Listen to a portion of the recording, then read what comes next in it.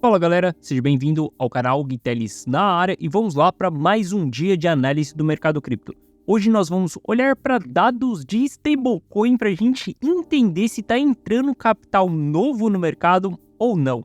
A gente sabe que as altas de 2023 elas foram muito pautadas exatamente pelos players que já estavam dentro do mercado cripto. Agora, a gente vai analisar e a gente vai entender se tem dinheiro novo entrando na praça. Por que a gente vai analisar isso, Gui? Porque é super importante a gente entender e a gente ter uma manutenção dos movimentos de alta, beleza? Mas a gente vai falar tudo isso na análise de hoje. Se você não for inscrito no canal, considere se inscrever. Aqui eu trago mega conteúdo todos os dias da semana, principalmente quando eu falo sobre análise on-chain. E caso esse conteúdo venha fazer sentido para você, deixe seu like para dar aquela força pro canal, para mostrar que o conteúdo está sendo relevante, beleza? Bom, chega de papo, bora direto ali para ver gráfico, para ver o que nós temos aí. Olha só, primeiro ponto para a gente começar a analisar é exatamente os volumes transacionados dentro do Bitcoin, aqueles investidores que compram e vendem Bitcoin. Aqui, essas barras amarelas, a gente está olhando exclusivamente para transações acima de $1 milhão. E Gui, para que você quer saber as transações acima de $1 milhão? Cara, eu quero entender se os big players, eles estão se movimentando dentro dessas regiões ou não. Eu quero jogar o jogo junto com os big players. Eu não quero jogar o jogo junto com os caras que não sabem operar o mercado. Não quero jogar o jogo junto com as pessoas que estão olhando para a notícia, para tentar entender se o preço do ativo vai subir ou vai cair. Eu não quero jogar o jogo junto com as pessoas que estão olhando para a China, para entender o que está acontecendo na economia da China, para ela poder tomar uma decisão se ela vai comprar ou não Bitcoin. Olha só, eu quero olhar para os investidores maduros do Bitcoin e entender o que aqueles caras estão fazendo. Através disso, eu tomo as minhas decisões, através do que aqueles big players do Bitcoin eles estão fazendo. Não através do que o Fed está falando, não através do que está acontecendo na China, beleza? Tudo isso é importante? Sim, é importante para você saber sobre o ciclo monetário. Mas o ciclo monetário não é o que te dita o ciclo do seu ativo. Pare de olhar para a grama do vizinho para você poder tomar decisões na sua grama, beleza? Bom, então olha só, quando a gente olha exatamente aqui para essas transações, a gente vê que tem um volume aumentando nas transações acima de $1 milhão no Bitcoin. Isso é muito bom, tá? Quando a gente estiver subindo dentro de uma bull run, quando a gente estiver dentro de uma fase de topo de mercado, a gente começa a ver que tem um aumento muito grande dessas transações. Olha só, para o ciclo passado aqui, ó, quando a gente olha a nossa bull run, a gente vê esses valores aumentando. Obviamente, esses valores aumentam porque o preço do ativo também aumenta, tá? Então, a gente está falando, se eu movimento exatamente um Bitcoin e ele custa X, se eu movimentar esse mesmo um Bitcoin quando ele estiver custando 2X, eu tenho o dobro de movimentação. Mas isso daqui é um ponto importante para a gente ver se temos ou não big players se movimentando acima de $1 milhão, tá? E olha só, quando a gente olha para o Bitcoin, quando a gente analisa ali a relação de realização de lucro e o preço do ativo, para a gente entender se estamos em um preço justo ou se estamos em um preço caro, a gente olha para o MVRV. MVRV ele sempre vai falar isso daqui para nós. Olha só, se a gente analisar o MVRV intradiário de 30 dias, isso significa que a gente está analisando o preço justo dos últimos 30 dias. Quando a gente analisa o preço justo dos últimos 30 dias, estamos em zonas históricas de compra. Se a gente analisar depois que a gente sai do nosso fundo do mercado e começa a subir no nosso bull market, a gente vai ver que a gente veio aqui quando a gente bateu os $19 mil, lá dia 9 de março de 2023. Na verdade, aqui aconteceu a quebra do Silicon Valley Bank. Foi exatamente nessa data aqui. A gente teve o MVRV interdiário de 30 dias voltando nessa região, depois a gente voltou nessa região aqui também naquele evento de desalavancagem que houve em agosto. Novamente, nós estamos dentro dessa região aqui. Isso é muito bom. A gente gosta de comprar dentro de uma região onde os players estão no prejuízo, ou seja, os traders dos últimos 30 dias estão no prejuízo, as pessoas que compraram nos últimos 30 dias, elas estão no prejuízo. a gente diminui a pressão de venda dessas pessoas que estão no curto prazo, beleza? Então é uma ótima região de aporte. Como quando a gente olha o contrário aqui também, ó, a gente consegue analisar o histórico aqui e entender quais foram as regiões de topo. Olha só, nessa linha que eu tracei aqui, a gente teve as regiões de topo. O topo de janeiro, depois a gente teve um topo ali em março, depois a gente teve um topo em julho, a gente teve um topo aqui em outubro e o mercado continuou subindo por conta da aprovação de ETF e veja que a gente já estava subindo com divergência dentro do MVRV intradiário de 30 dias. Ou seja, aqui em cima é uma zona onde a gente tem realizações de lucro, beleza? Nesse momento, eu estou realizando lucro? Não, não estou realizando lucro e para mim está proibido vender. E já vou falar isso com você em breve. Mas olha só, quando a gente dá sequência na nossa análise, né? Comecei esse vídeo falando para você sobre stablecoin. Qual que é a importância da gente analisar stablecoin? Saber se está entrando capital novo, dinheiro fresco na mesa. E quando a gente analisa as stablecoins, a gente vai olhar exatamente para isso. Se quem está movimentando o mercado são as pessoas que estão dentro do mercado, ou se as pessoas estão saindo do mercado cripto, voltando para fiat, ou se a gente tem dinheiro novo na praça. Quando a gente analisa aqui, tem, cara, o supply de todas as principais stablecoins aqui, tá? O USDT, o USDC, tal, essa linha vermelha é o consolidado, o agregado, ou seja, juntei todo mundo aqui e a gente olha para o agregado. Quando a gente olha para o agregado, desde setembro de 2023, a gente reverteu essa curva, ou seja, a gente tinha uma diminuição no supply das stablecoins e agora a gente passa a ter um aumento no supply das stablecoins. Veja que ao longo de um bull market, de uma bull run, a gente vai ter essa entrada, essa injeção de capital novo, capital fresco. A gente depois, durante um bear market, a gente para de ter essa entrada de capital fresco dentro do mercado. E agora a gente volta a ter essa entrada aqui. Isso é muito bom, ou seja, está chegando dinheiro novo na praça, galera. Se a gente olhar exatamente para o volume que está entrando dentro das exchanges, olha que louco, esse gráfico é bem legal. Porque a gente sempre vê que quando nós temos ali um grande interesse de compra, olha só, o Bitcoin estava lá nos seus 63 mil dólares, depois ele cai e vem parar nos 38 mil dólares. Olha só como que a gente vê um aumento de entrada de stablecoin dentro das corretoras. Depois a gente entra aqui, ó, dentro do nosso bear market ali, e aí a gente tem, nesse momento aqui, a gente teve a Luna Foundation quebrando, olha só. E a gente vê que em seguida entrou uma chuva de stablecoin dentro das corretoras também. Depois, quando a 3AC ali ela quebra, a gente tem uma grande entrada de fluxo dentro das corretoras. Quando a gente chega aqui na FTX quebrando e, cara, no fundo do mercado entrou muita stablecoin dentro das corretoras. O que isso significa? Significa, quando a gente analisa aqui, a gente está vendo que tem as quedas, as pessoas enxergam uma oportunidade, mandam stablecoin para dentro das corretoras, efetuam compras e simplesmente seguram aquela posição. Isso quer dizer que a gente chegou ou em um fundo periódico ou em um fundo cíclico. Olha só, quando a gente analisa aqui, ó, a gente teve um fundo periódico. A gente chegou dentro dessa região, fez um fundo periódico, subiu, deu mais uma pernada. Quando a Luna Foundation quebra, a gente faz um fundo periódico. A gente lateraliza, depois a gente vai ter uma nova queda. Aqui a gente forma mais um fundo periódico também. Fica lateral aqui durante um período. E aí depois a gente consegue consolidar o fundo com altos volumes de stablecoin. Veja que aqui foi em uma porrada, aqui na 3AC foi em outra porrada, aqui foi em outra porrada. Só que quando a gente consolida o fundo do mercado, a gente tem 1, 2, 3, 4, 5 porradas de injeção de stablecoin dentro das corretoras. Esse é um sinal de que as pessoas estão com apetite. E quando a gente olha para as movimentações que estão acontecendo ali desde setembro, a gente está vendo um volume aumentando gradativamente e com consistência. Isso é muito bom, porque é um sinal de que as pessoas também estão com apetite para poder comprar os ativos.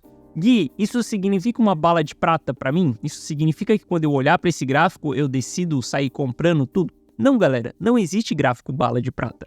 Olha só, eu apresento diversos indicadores para vocês, eu sempre faço uma análise, um contexto, a gente pega um tema em específico para a gente entender se a gente vai tomar uma decisão de compra ou de venda. Cara, a gente está falando sobre multiplicar dinheiro. Se fosse fácil, se fosse simples, se fosse um único indicador no sentido de, cara, olhei para isso daqui, pronto, comprei. Olhei para isso daqui, pronto, vendi. Todo mundo estaria bitrilionário. A gente não teria pobreza no mundo. Se fosse tão simples assim, cara, apresentaria para um inocente um gráfico, fala, cara, compra aqui, vende aqui. Galera, depende de uma análise, depende de uma tomada de decisão. Então você coloca vários fatores na sua frente, você analisa aquela probabilidade e você toma uma decisão no final de tudo em cima daquela probabilidade. Um grande erro de algumas pessoas é não saber decidir no final. Você precisa decidir no final, beleza? E no final eu vou falar para vocês qual que é a minha decisão. A gente está simplesmente cavando aqui em cima de uma análise. Bom, a gente viu exatamente aí as stablecoins sendo nosso movimento aí no começo dessa análise, e outra coisa que a gente pode analisar também é exatamente o volume de bitcoins enviado para as corretoras. Tem um movimento que se chama capitulação, né? Panic sell. As pessoas mais novatas, as pessoas mais inexperientes, elas vão olhar para a notícia e elas vão acreditar na notícia. Elas vão acreditar exatamente naquilo que a mídia está falando. E saiba que se você está acreditando naquilo que a mídia está falando, você está sendo uma marionete do sistema. Se você for uma marionete do sistema, você nunca vai conseguir sair do sistema. E eu não sei se você sabe, mas o sistema ele não quer que você enriqueça. Porque se você enriquecer, você acaba se tornando uma arma contra o sistema. Louco, né? Parece que eu tô falando asneira aqui. Mas se você ainda não entendeu o que é o sistema, um dia essa ficha vai cair para você. E olha só, quando a gente olha ali para o fundo de 2018, né, a gente vê que teve uma alta injeção de Bitcoin dentro das corretoras. Isso aconteceu ali, a gente tinha uma narrativa que a bolha cripto havia estourado. Em 2020 também, a gente teve o Corona Crash, o dia que a Terra parou, a maior injeção de Bitcoin dentro das corretoras naquele momento. Ninguém sabia o que iria acontecer na humanidade, né? O dia que a Terra parou. Depois a gente teve aquele evento ali de queda onde a Tesla vendeu Bitcoin, né? E as pessoas foram lá acreditar, saíram vendendo do mercado. Depois a gente teve alta injeção aqui, Luna Foundation quebrando, 3AC quebrando, FTX quebrando, Silicon Valley Bank quebrando. É muito louco porque bear market a gente sempre vai falar quebrando. Isso é um fato que acontece no bear market. Mas analisa comigo e olha só.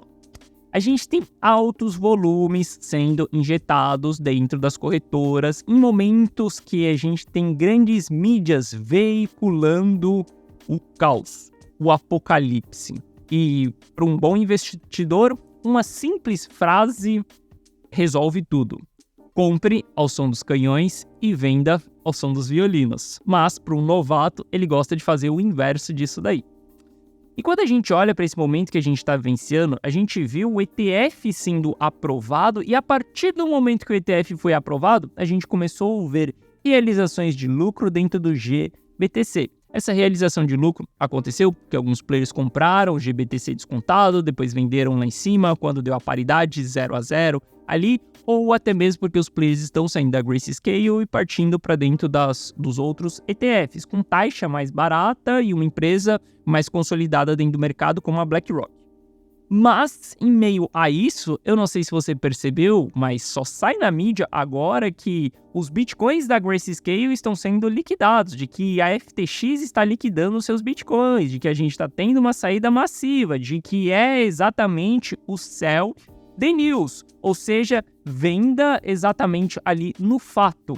E aí quando a gente olha para essa mídia, quando a gente olha para esse sistema manipulando as pessoas, a gente vê mais uma vez as pessoas enviando Bitcoin para dentro das corretoras.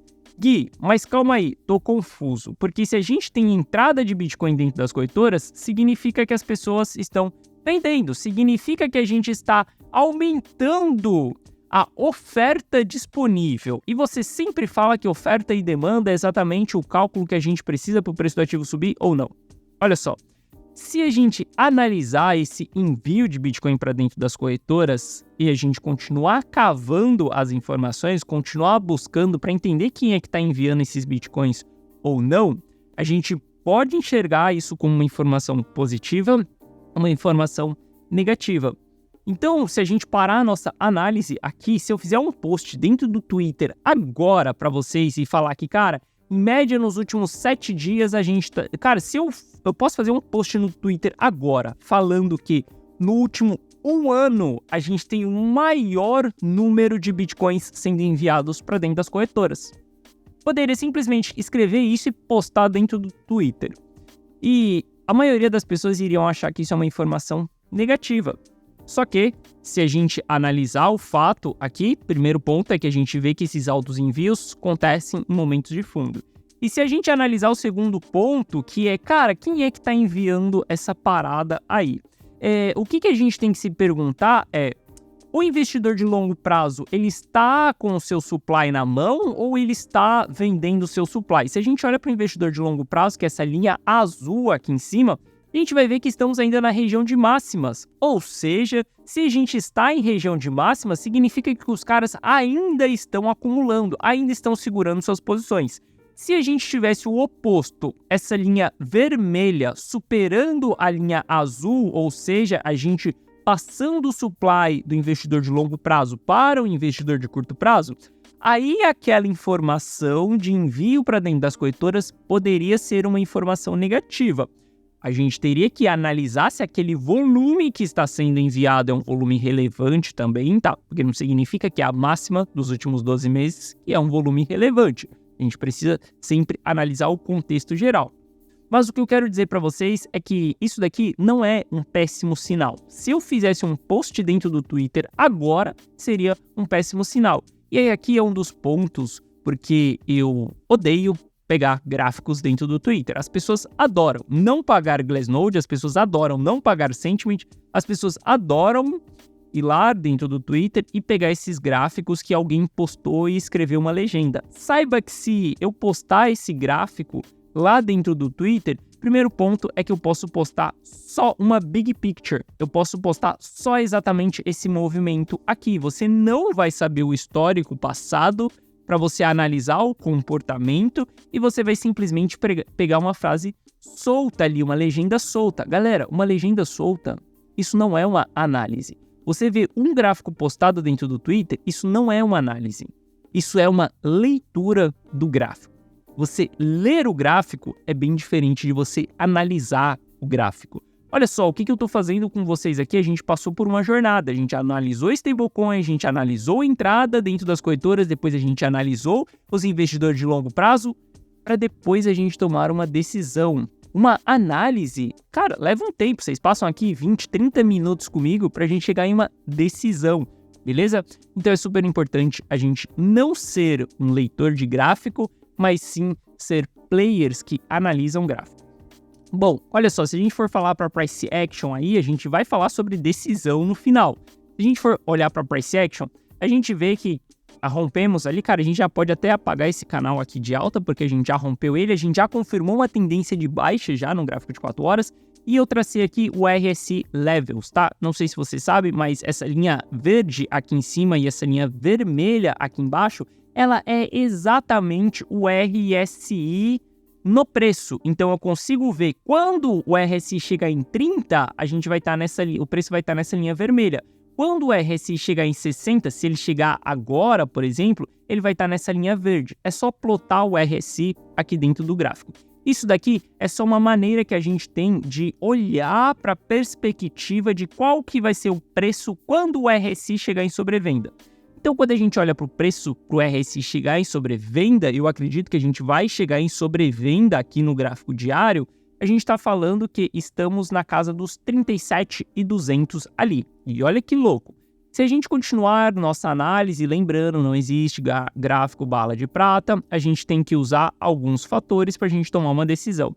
Se a gente traçar a Fibonacci, a gente vai ver que nessa casa dos 37 também, né, os 37.800, a gente tem 0,382 de Fibonacci. Olha que louco, que interessante.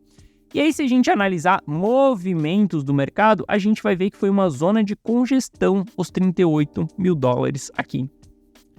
Se a gente continuar a nossa análise, a gente consegue entender que os 38 mil dólares, ele é um ponto-chave para o mercado. Ele é um ponto onde a gente tem confluências de indicadores Ele é um ponto onde na análise on-chain a gente tem custos em específico, $38 mil é uma boa região. Significa que a gente vai bater nos 38 redondo e vai voltar e vai subir? Não estou falando nada disso. O que eu estou falando é que essa zona é uma zona chave. Como essa zona aqui, ó, dos $25 mil, ela também foi uma zona chave para o mercado. Veja que era uma zona onde foi topo anterior, depois foi fundo, depois foi reteste do fundo, gerou uma acumulação aqui, o mercado voltou a subir. O que eu quero dizer para vocês é que com todas essas análises que eu fiz aqui, fluxo entrando de dinheiro dentro do mercado, quando a gente olha ali, houve uma panicada das pessoas que não sabem do mercado, elas simplesmente foram marionetes do sistema. Quando a gente olha exatamente para confluências no price action, bumba, estamos em cima de várias confluências. Isso daqui resume para nós que temos uma oportunidade diante da nossa frente. Uma oportunidade do quê, Gui? Oportunidade de entrar dentro do mercado, oportunidade de se posicionar dentro do mercado e simplesmente aguardar o raio da bull run. A bull run vai acontecer em breve, galera. Então a gente está tendo uma oportunidade na casa dos $38 mil, sim, de colocar mais capital para dentro. Ou seja, aqui onde nós estamos é ponto de venda? Não é ponto de venda. Aqui onde nós estamos hoje é ponto de compra, porque eu tenho várias confluências, vários fatores de que os $38 mil é um ponto-chave para o mercado. Então, o que eu vou fazer dentro dessa região é simplesmente só olhar para a compra e não olhar para a venda. Se você vender dentro dessa região dos $38 mil, você vai vender fundo periódico do mercado e daqui a alguns meses ou semanas, não sei quanto tempo, porque eu não consigo ter bola de cristal para falar em cima de datas, mas daqui a um tempo você vai olhar para o mercado e você vai ver que você vendeu o fundo do mercado, como quem vendeu em $15 mil, como quem vendeu depois em $19 mil. Olha só, a pessoa que vendeu aqui, ó, em $19 mil, porque estava acreditando que a gente ia ter o colapso da economia americana porque o Fed estava aumentando a taxa de juros e porque o banco nos Estados Unidos estava quebrando, ela simplesmente vendeu no fundo do mercado. Quando a gente olha aqui mais uma vez, cara, evento de desalavancagem, agora tá todo mundo alavancado e o mercado ele vai simplesmente liquidar todo mundo porque o smart money, ele manipula o mercado e ele vai simplesmente derrubar o preço para $15 mil. Vendeu o fundo do mercado. Ou seja, nesses dois pontos, se você vendeu, você foi marionete do sistema, beleza? E mais uma vez a gente vai chegar dentro dessa região, a gente vai ver também o sistema manipulando isso daqui. E se você vender, se você cair em notícias, você vai simplesmente vender fundo do mercado. Gui, como que eu faço dentro dessa região? Eu dou all-in dentro dessa região? Não é bem assim all-in. Você não vai fazer uma compra, você não vai colocar todo o seu dinheiro ali no book de ofertas a $38 mil redondo. Galera, seja estratégico e não seja amador. Somente isso que eu posso falar para você, beleza? Bom, se a gente continuar a nossa análise ali, a gente pode ver que o Ether, a gente tá dentro de uma região de suporte, só que o RSI Levels do Ether, ele tá um pouco mais longe, tá? A gente tá falando que Ether em $2 mil, isso daqui pode ser um flush nos $2 mil e voltar para dentro dessa região. Eu comecei esse vídeo aqui falando com você que está proibido da gente vender. Eu fiz um post dia 20 de dezembro dentro da comunidade on-chain, onde eu falei que eu acreditava que a bull run ela iria iniciar antes do halving acontecer.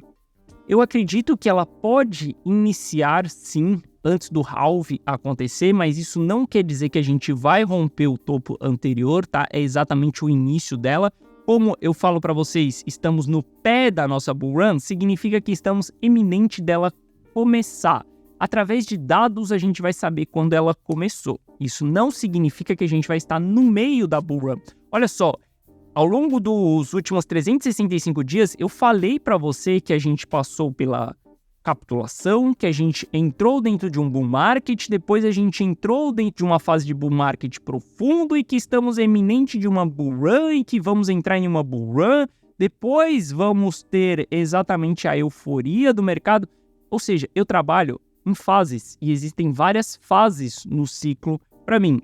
Quando eu digo que a gente vai iniciar a bull run, aí é que ela pode iniciar antes do halve é muito por conta do NUPL.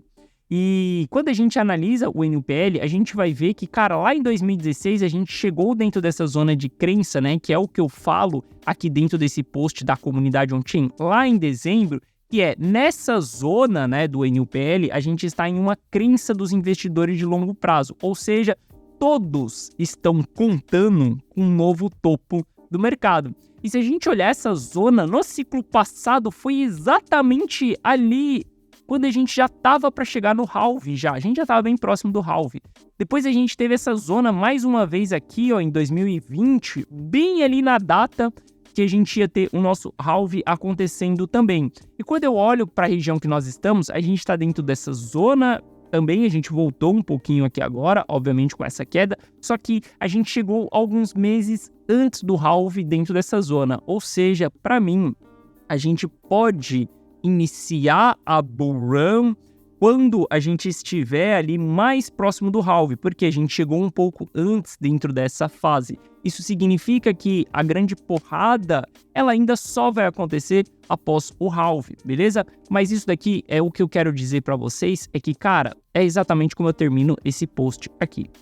Isso quer dizer que antes dos 68 mil dólares no Bitcoin está proibido vender. Cara, a gente chegou em uma fase muito chave do mercado. Está proibido vendas de Bitcoin antes dos 68 mil dólares. Porque os 68 mil dólares, ele vai ser inevitável. Se a gente vai parar em 100, 150, 200, 300, cara, tudo isso daí a gente tem uma probabilidade de acontecer, tá? Eu não acredito que a gente vai varar tanto acima dos 100 mil dólares, mas isso daí a gente vai ter uma nova descoberta de preço.